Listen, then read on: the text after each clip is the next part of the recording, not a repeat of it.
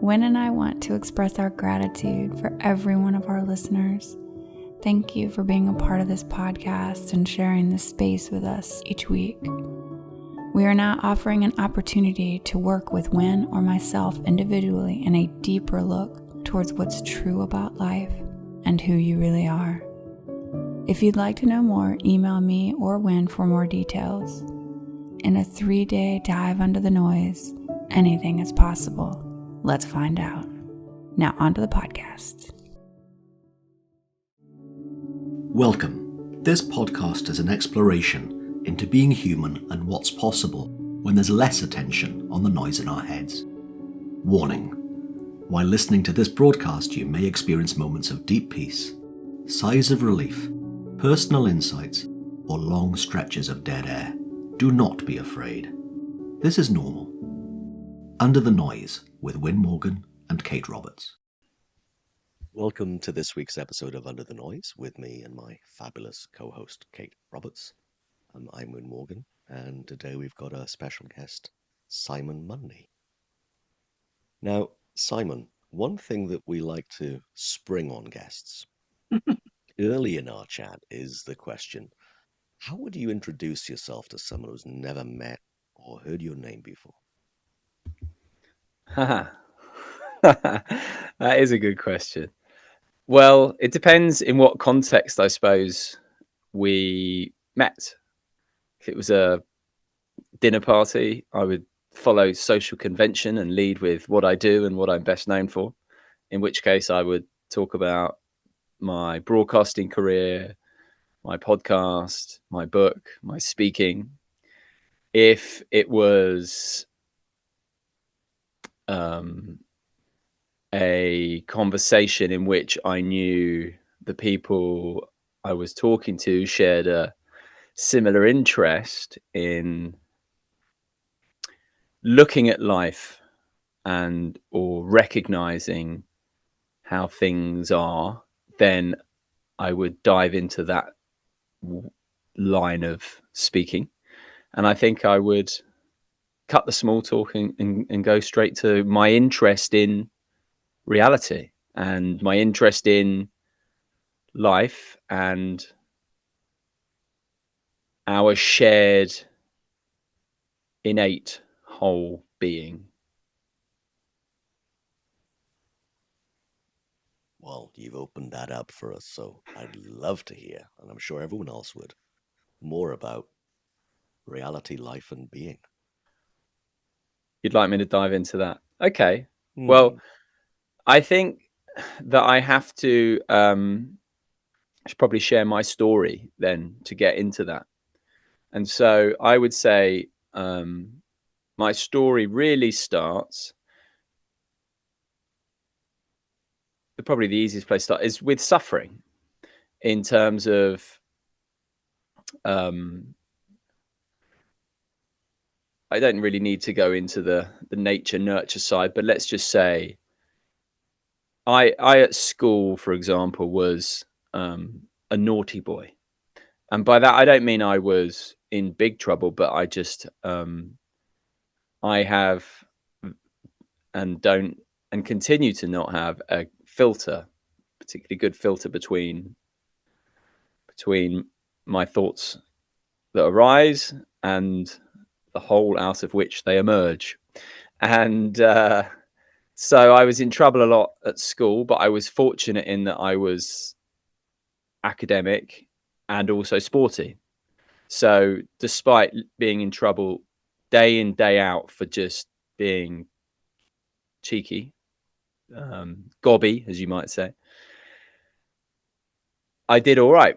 But there was, and I think outwardly people perceive me as confident, arrogant, even in some cases. But as is so often the case, behind that bravado is insecurity, is sensitivity, is suffering. And so as I got older, at university, I studied broadcast journalism, and it really started to manifest in a more challenging way, firstly in terms of anxiety and insomnia specifically.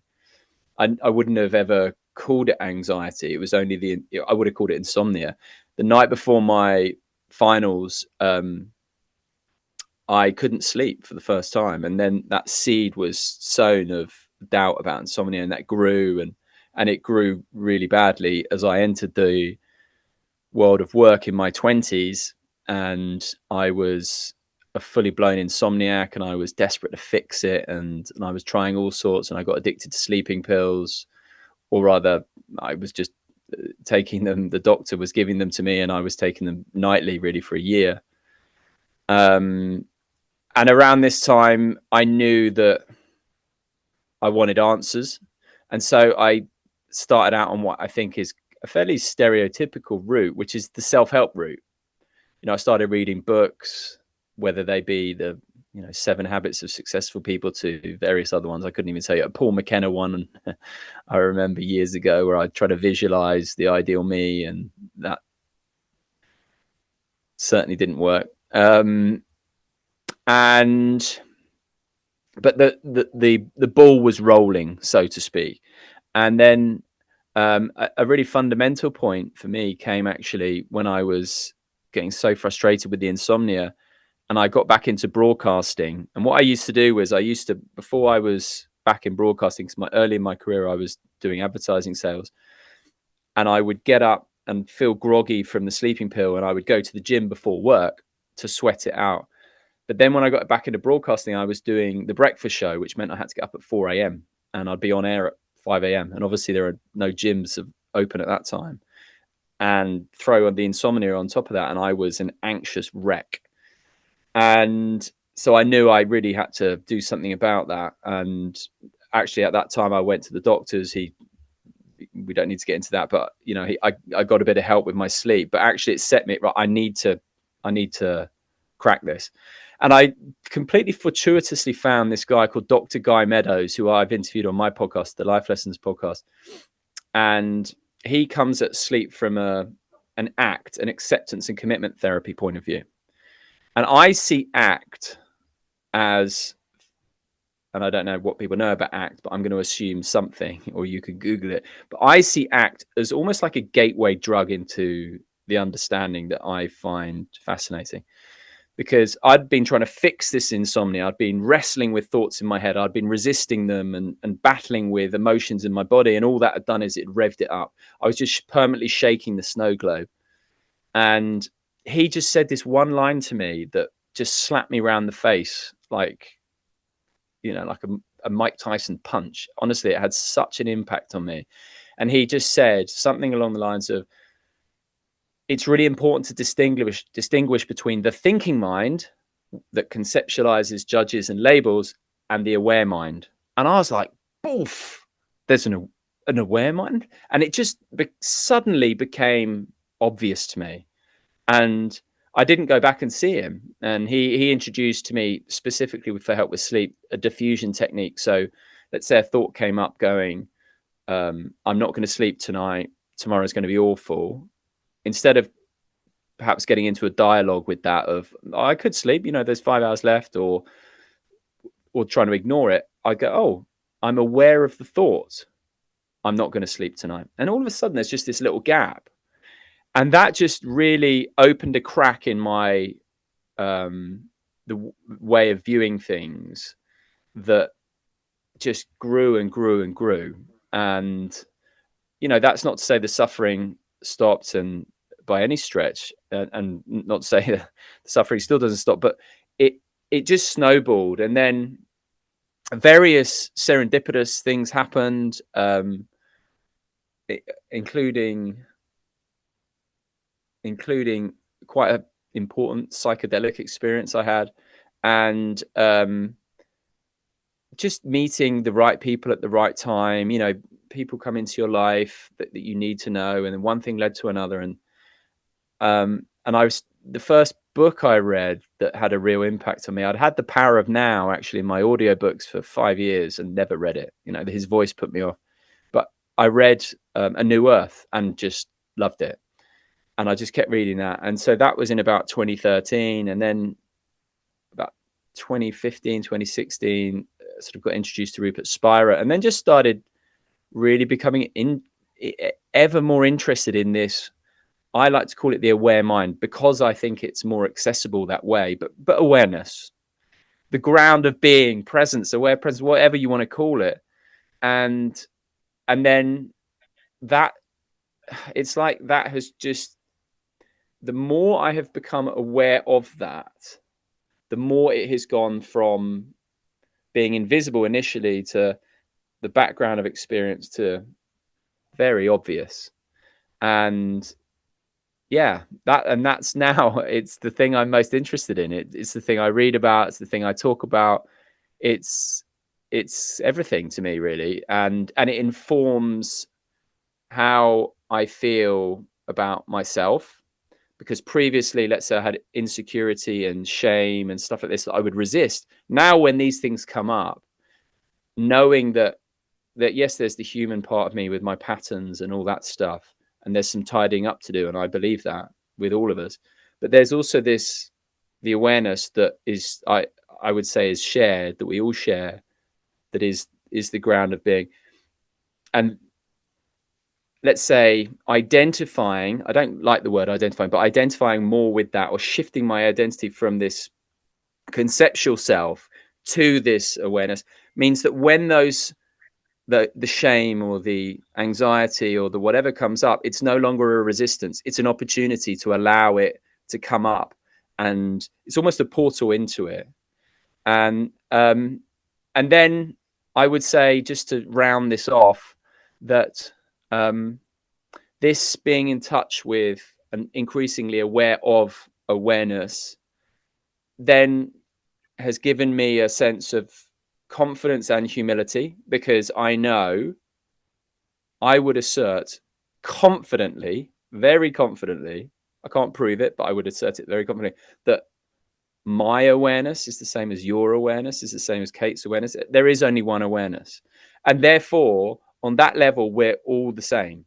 And therefore, on that level, no one is better or worse than anyone else. And so that gives you that, I don't like the word self-esteem, so I'm not going to use it, that self-acceptance, whatever you want to say on that front. But also, it informs the way you relate. And it certainly does with me. It's, why would I put someone on a pedestal? Why would I be intimidated by someone? Why would I look down on someone who's serving me in a restaurant or behind? And so every encounter I have, I find increasingly is just informed by this recognition that has made me feel better internally, and made my relationships and way of relating in the world so much better. But it's not something I've had to do with effort. The understanding and the recognition does it all on its own. So that yeah, I'm going to stop there. I think I've said enough. Lovely. That was great to listen to. Thanks for sharing all of that, Simon. Thank you. So, Simon, I got a question for you.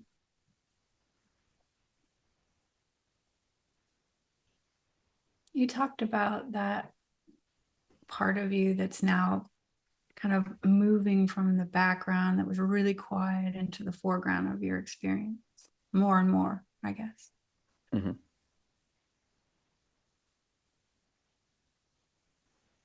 What was the most recent kind of insight that you've had that really kind of just stopped you in your tracks?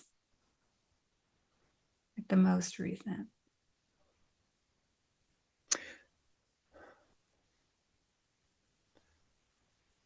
I've had a very quick image thought pop up, which is that, so since COVID, I've been primarily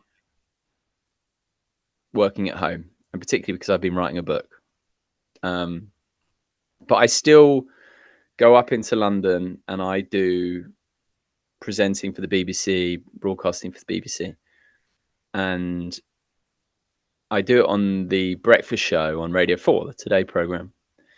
So I get picked up at 4:20 in the morning, which is not fun in winter, let me tell you. And and I go in, and then I'm on air from sort of 6 till 9, and it's intense. It's full on. But the last time I did this, by the way, was actually January 1st. I took the New Year's Day shift because we've just had a baby. I'm like, I'm going to be in bed by 8 anyway, so I'll take that shift. So January 1st, people still staggering around the streets, from their night out. Not as many as I'd expected, but so I finish at actually about 8:45, and then I walk back through. I don't get on the tube. I like to walk through London, and it's about a 40-minute walk to get to the station and then get the train home. And I love this walk because when I talk about this awareness, when I'm in a house, as I am now, it can feel somewhat limited. Now, I'm not saying it is limited, but invariably, my experience, I'm in a room. It's not vast in that way. From that, let's say, from a visual perspective. When I'm walking through London, and it's at the crack of dawn, and I've finished and I've done this intense work, and I'm walking through, it's like again, to use the word, I would say it's like a psychedelic experience, because yes, okay, occasionally I'll get caught in my thoughts of, oh, I've got to go home and do this, but I'll let that go and I'll come back, and I'm no more aware of the thought here than I am of the Houses of Parliament, which is at one point in the walk, half a mile away in the distance. Everything is in this vast awareness. And I can't say I'm any more aware of my body than I am of the furthest point. And so for that reason, it's just it's a walk that I love, and it has a quality to it that it's the same as I used to have 10 years ago. It's the same walk, but the quality is so different. The quality is one of awe, of connection, of gratitude, of peace, of presence. It's a really beautiful experience. I'm actually doing my next shift on Saturday, already thinking about that walk back. I can't wait. I love it. At that time in the morning, and I'm going through London, amazing places to see. I might walk past the Houses of Parliament and stuff like that, across the bridge, and in this meditative state, you could say, not in a intentionally meditative state, but it is a meditative state, and it has this beautiful quality to it that I love. And that was most recently on January the 1st.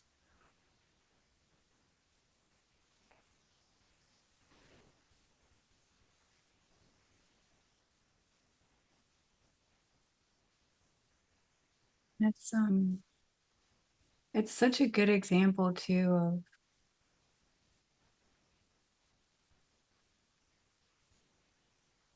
how we know that our experience is coming from the inside out. Is because you had the same walk before, and this experience is so different, and it's the same, like nothing's different. And I love that. Yeah, it's this recognition, and I do come back to it often. I try and come back to it often, and it's not even try and come back to it. I do come back to it often. It's just this, hang on a sec, awareness is here, it's on. It's no brighter or less bright than it's ever been. It's as alive as it's ever been. It's ageless, it's pristine, it's always there. Of course, I get lost in the stories, the Simon stories and the mundanity, but then suddenly we bing, oh, it's still here, still the same. And then that's what I mean by it comes from the back to the foreground. It's become more and more aware of it. and it's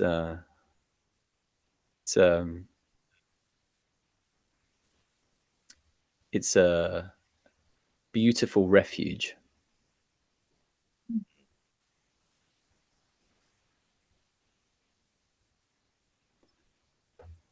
A question I'm often asked on that point is that, so I think most of us can, well, I've yet to speak to anyone who can't relate to that, a similar experience to that, where their awareness and consciousness is expanded to that extent. And it feels meditative, even if it's not been the act of meditation. The question I'm often asked, especially in the business world, is lovely, but what's that got to do with real world and living a practical life? When I'm often asked, how do you answer that one? That's like the $1 million question in many ways, certainly from a business point of view, is okay, great, but so what? And I still am working on putting this in the best possible way. And writing my book helped with this to a degree, because I think that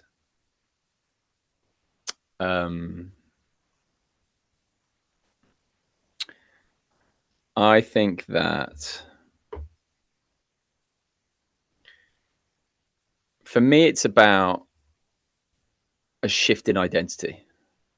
And previously, my identity, like most people's, and identity has become even more important to people, generally speaking, over the last X years. It's people take it very seriously. And and so that's why your question at the start was interesting, wasn't it? It's like, because you can answer in the traditional way. Well, I do this, I think this, I believe this, this is my story, and this is my tribe, blah, blah, blah, all that stuff. And so my answer would be around that, to bring it into what I think is quite an easy way to understand it, is, again, that thinking mind and aware mind. So the thinking mind is the one that comes up with this story about who we are, about I'm Simon, I'm a journalist, I'm a dad, I used to suffer, I have ADHD, I love tennis, I, etc. Right? I am slightly left leaning, potentially politically. All of that stuff. So those are all just this big bundle of ideas and concepts. And then you've got the aware mind that is there before that. And we've got an 8-month-old baby downstairs. She's certainly not drummed up any concepts yet, and is all the better for it. She's just present. And so for me, I think the more that you can recognize this aware mind, this awareness, and it's funny how difficult people find it, and yet a friend of mine talks about it in terms of going from invisible to subtle to obvious, and that's my experience, is because if you just stop for a moment and think, or just consider, is there anything in your experience right now that you're not aware of? Could there ever be anything that you're not aware of? No. So this awareness is the link, is the thread that links all experience, that links everything. And so for me, as you shift your identity, not as something you do, but as a recognition from this idea of who you are to whatever it is that is aware of this idea of who you are, then what I would say is the identity starts to become softer, more transparent, certainly less important. And what does that mean? That means that you've got less to defend. You've got less reasons to get into arguments. I think I would argue you're more able to experience flow.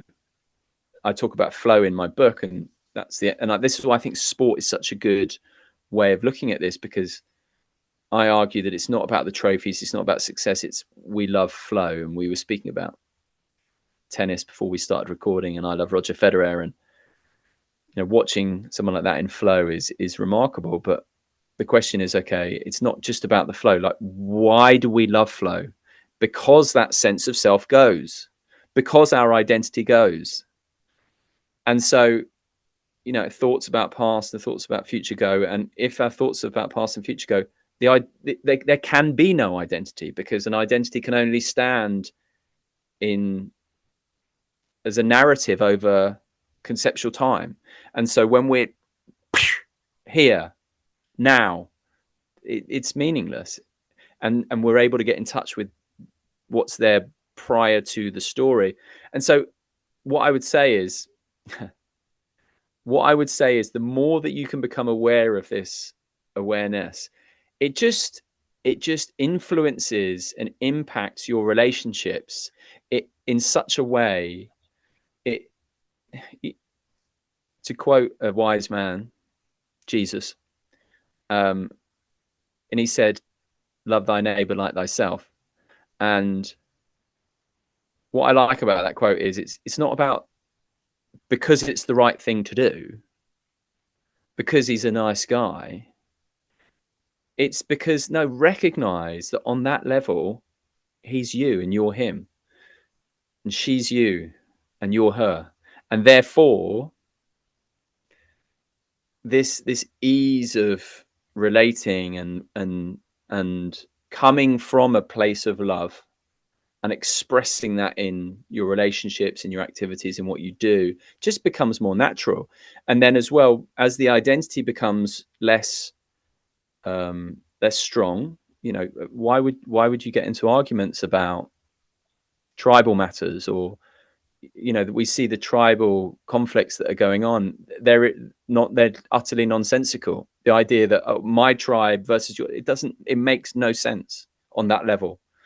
And then I think flow is this elusive state. So flow is described as this state where you perform and feel at your best. Well, and so people think they have to do extreme sport or play music or whatever to get into it. And of course, there are so many portals into, let's say, this really profound state of it.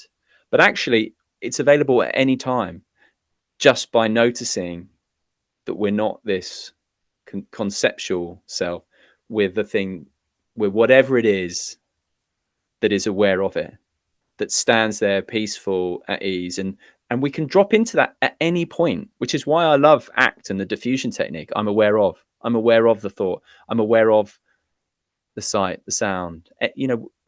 We can drop into that at any moment. And the more we do that, the more habitual and natural it becomes. And then the easier life does flow, in my experience. I don't know if that explained it well or not, Wyn. Certainly long answer. As to me, it explains it very well to me.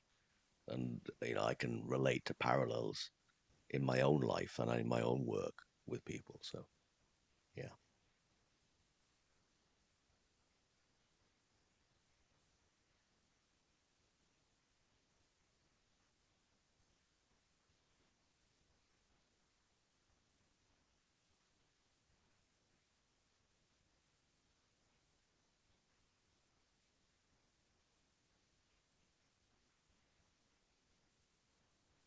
I love what you said about this space. I don't know if you use that word actually, but the space between the thought and actually believing it. You made this like there was this space. For me, my space when I first learned about it was more no space, right? Yeah. Tiny little space. Yeah. Between having a thought and actually believing it. And it can start so small. And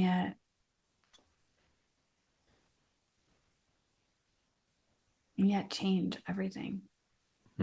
Absolutely. It's the most important thing, I think. Yeah, I had it when I was first, kind of coming to this understanding and starting to see some of that. I was having a conversation with another coach who's actually been on the show before, Steph Benedetto. And she said, that you talk about how small that is, that space. And she's like, there's an entire fucking universe in it. And I was like, right? Because that's true. Mm, mm. As It's it begins infinite. to expand. Yeah. Where are the boundaries? Yeah. There ain't none. Yeah. And that's what's possible for every single person.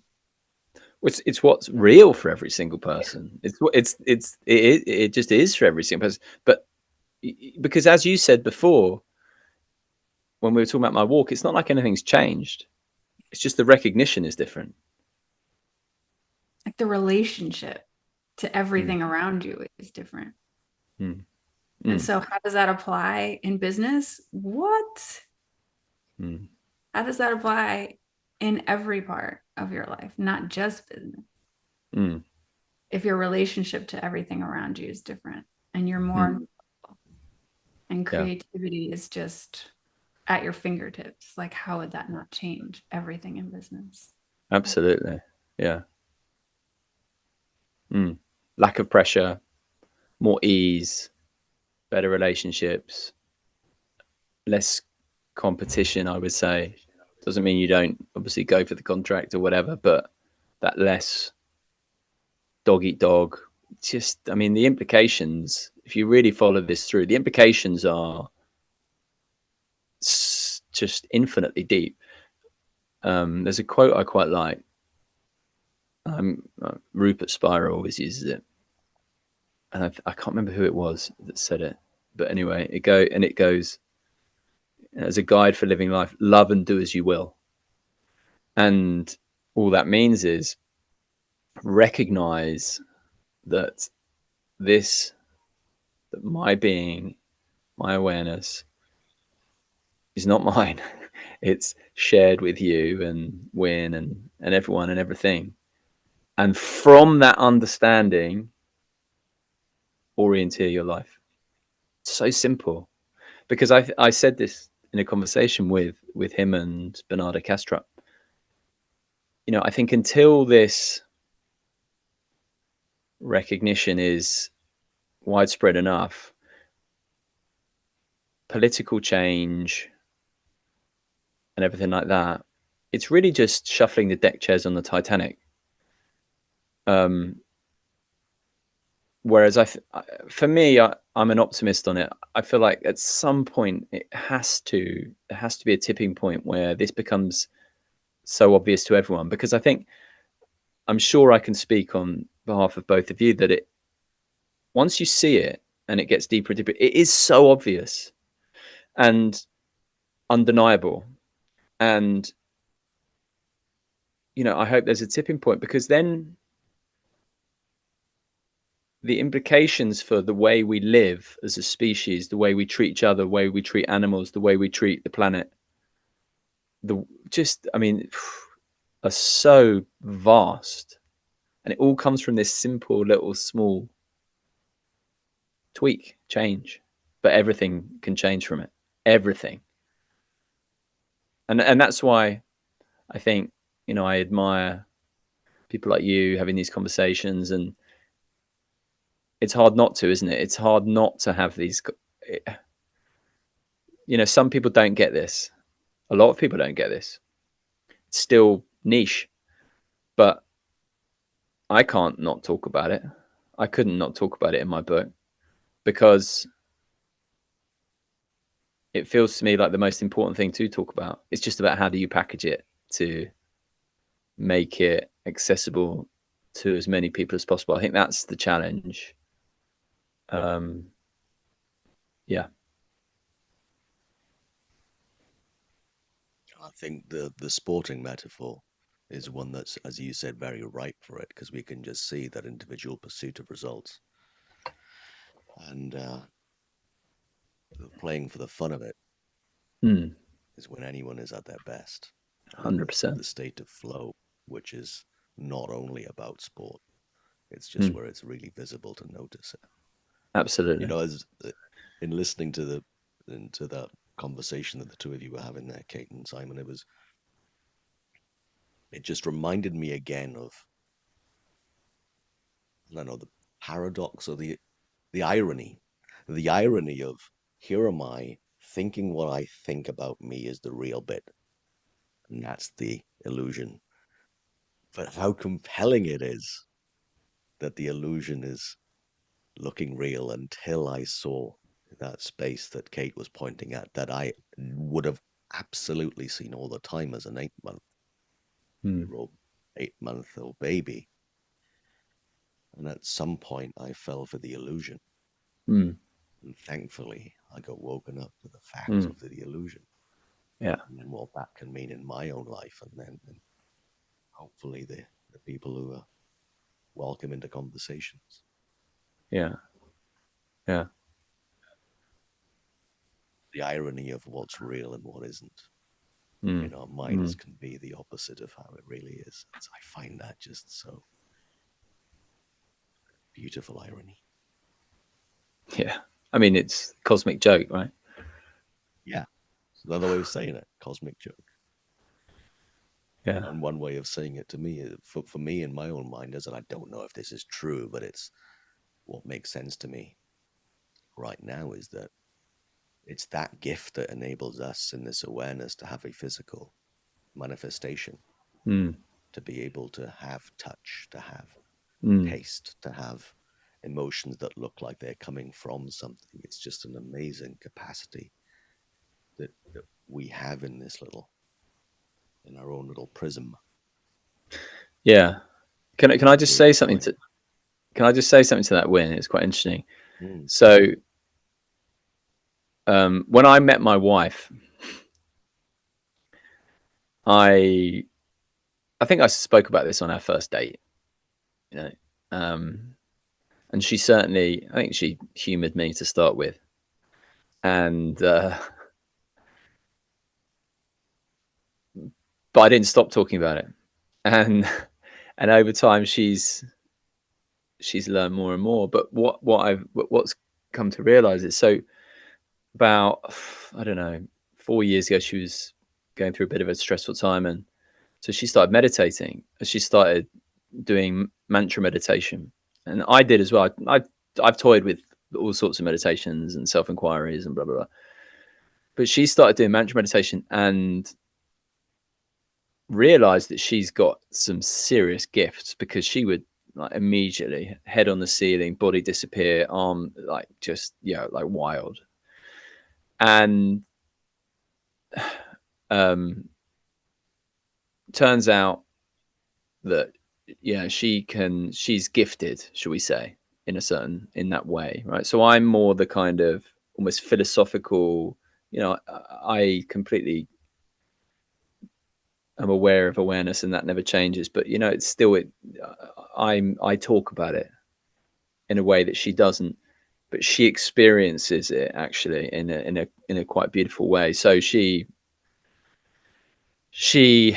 I hope she won't mind me saying this, but she astral projects, and the first time she did it, she came out of her body and she was everything. and she was like, oh, this is what Simon's been going on about. and it wasn't scary, it was just like, of course, it was like, of course. And yeah, I've been quite jealous of that. Like, she's a Reiki master. Like, she's very intuitive and emotion is strong on that, in that sense, and it gifted in that way. But it's just been interesting watching, like, it's the yin and the yang actually in our relationship, but to see her experience it on that level, which is, I don't think it really changes anything, but still, it's like, I'm like, cool, that's cool.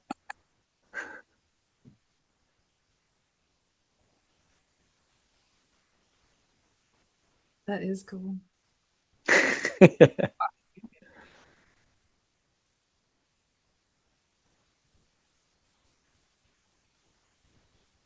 have another question for you, Simon. So, you talk about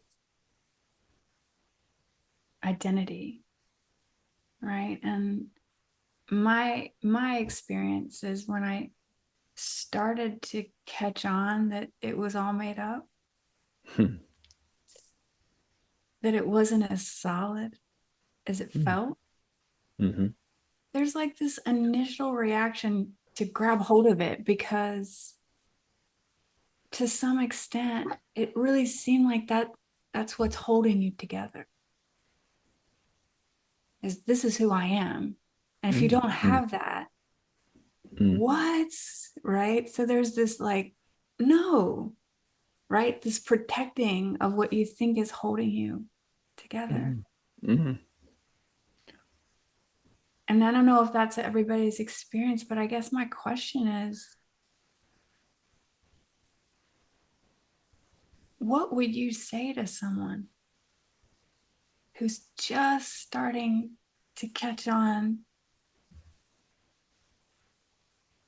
that maybe their identity isn't so solid as they thought? And maybe it's a little scary at first. I don't know. Like, what would you say to somebody if they were in that exact moment where it had just started? First of all, I'd say congratulations, hallelujah, thank goodness. Because I've had this conversation with people who are so identified with their identity, conceptual identity, that it's lonely, actually, is how I would describe it, because you're relating to an idea, and so first of all, I'd say that I completely understand the scary part. I've certainly had moments of that. As I said, like my Simon, the body mind, whatever you want to say, has had anxiety. It's far less prominent, but I wouldn't say it's completely not part of my life. But certainly, it was infinitely more problematic because I resisted it. Back in the day. But I remember we went on holiday to South Africa a few years ago and came back, and it was just this 24-hour flight, and it was via Dubai, and it was anyway. And I came back and I lay on my bed, and I had this existential terror of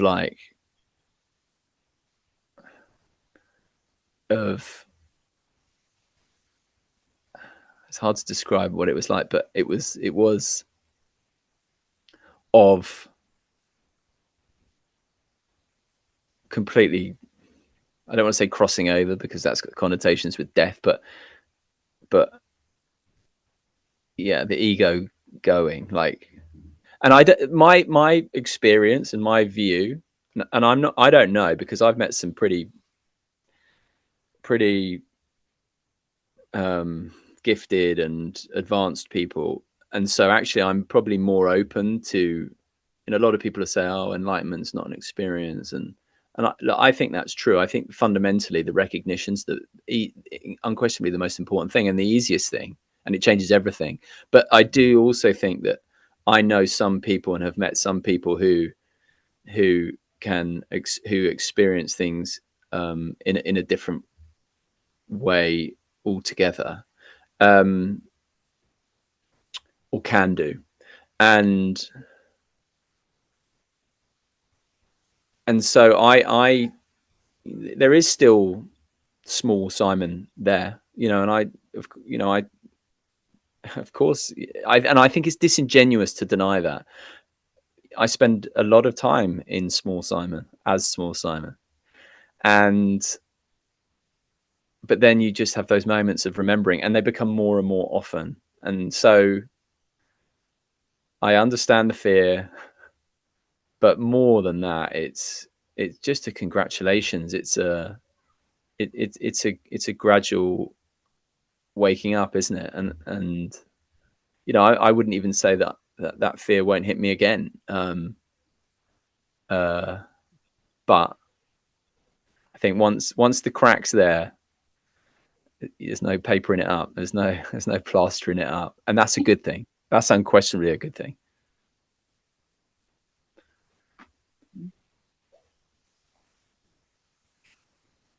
As we wrap this up, Simon, I do want to plug your book. If you're not going to do it, I will. So the book is Simon Mundie, and it's Champion Thinking. My copy's here. It's been out, 10 days now? Yeah, a week. And then I came down sick literally the day after it came out. So yeah, so I'm only just back sort of thinking about it. But yeah. And to the point that you just made, there's just heaps of example there of highly successful sports people who illustrate their most successful moments as the part when their identity wasn't there. But they don't realize it. That to me was, and have no cause and effect, or even wait, that was a big deal. Without seeing that what the importance of that is for everyone. Great. Yeah.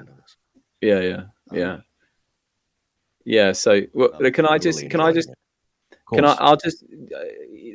so first of all, I'll just give a very quick, if I can, overview, should we say. First of all, the title.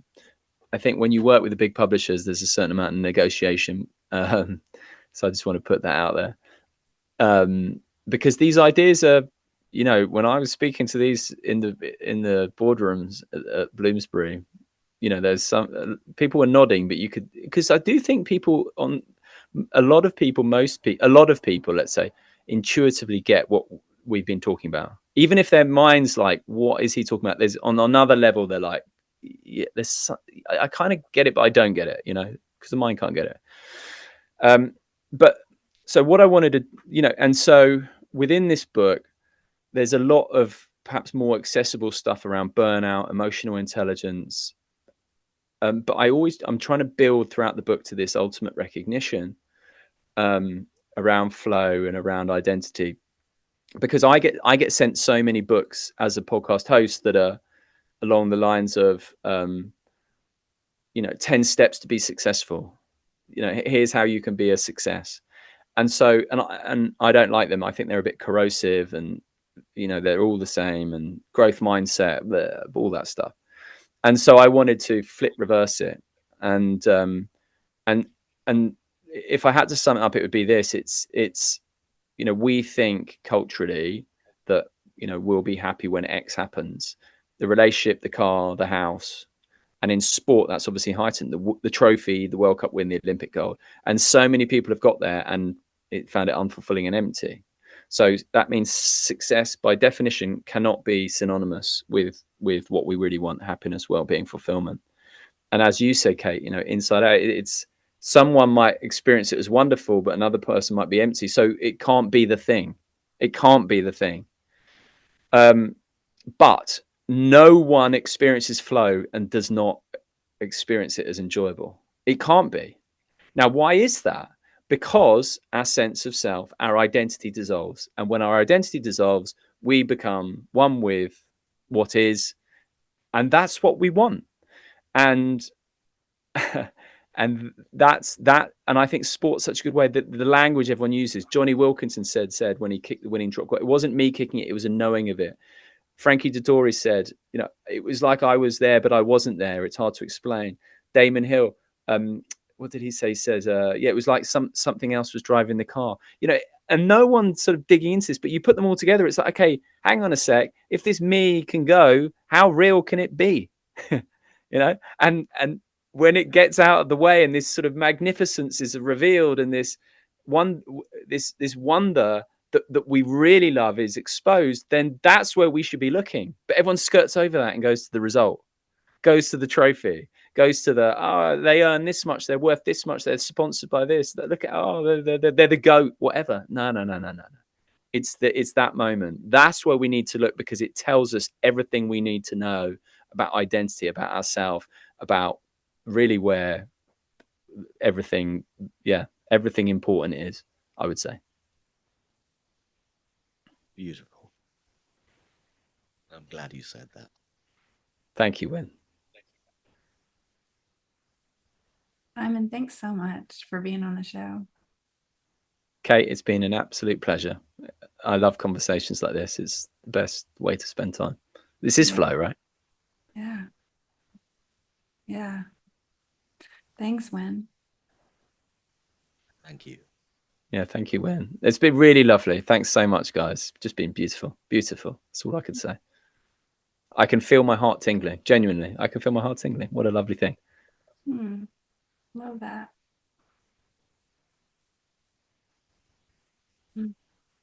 You've been listening to Under the Noise. I'm Kate Roberts, and I'm here with my co-host Wyn Morgan and our guest today, Simon Mundie. Thanks again. If you have any questions or suggestions for topics, we'd love to hear it. Our details follow the podcast, and have a great week. Thanks for joining us. We'd love for you to subscribe, rate, and review. If you have a topic or question that you'd like us to chat about, email Wyn or Kate at wyn@winning.co.uk and kate@katerobertscoaching.com. Until then, enjoy what's possible under the noise.